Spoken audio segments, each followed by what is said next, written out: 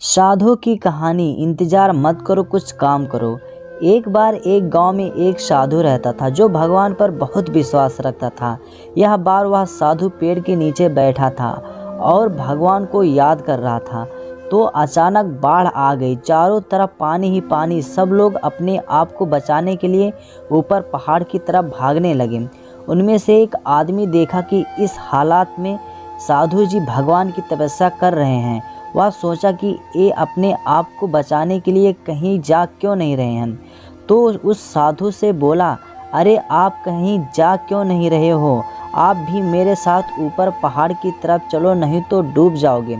साधु बोले, अरे हमें क्या होगा, मैं भगवान की तपस्या करता हूँ, मुझे कुछ नहीं होगा, मुझे भगवान अपने आप बचाएंगे। धीरे धीरे पानी साधु की कमर तक आ गया। अब लोग वहाँ से नाव लेकर निकलने लगे। तो उनमें से एक ने साधु से कहा, अरे पानी आपके कमर तक आ गया है, आप हमारे साथ चलो। साधु ने कहा, नहीं नहीं, भगवान मुझे अपने आप बचाएगा। और वह नाव वाला भी वहाँ से निकल गया। कुछ देर बाद पानी इतना बढ़ गया कि साधु के सर तक पहुँच गया और अब लोगों को बचने के लिए हेलीकॉप्टर निकलने लगे।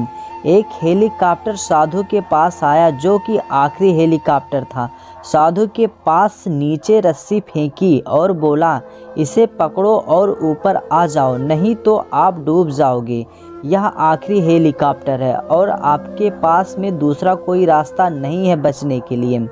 साधु ने कहा, यही रस्सी वापस ऊपर खींच लो और आप चले जाओ। मुझे भगवान के ऊपर पूरा भरोसा है, वह मुझे बचा लेगा। पानी काफ़ी ऊपर आ गया, पेड़ डूब गया और साधु की भी डूबने से मौत हो गई। मरने के बाद साधु भगवान के पास गया और बोला, हे भगवान, मैंने पूरी ज़िंदगी आपकी तपस्या की, मेरा सारा जीवन आपकी आराधना करने में लगा दिया, फिर भी इतने भरोसे के साथ इंतज़ार किया कि तुम मुझे बचाने आओगे, लेकिन वहाँ मेरी डूबकर मौत हो गई और तुम नहीं आए, ऐसा क्यों?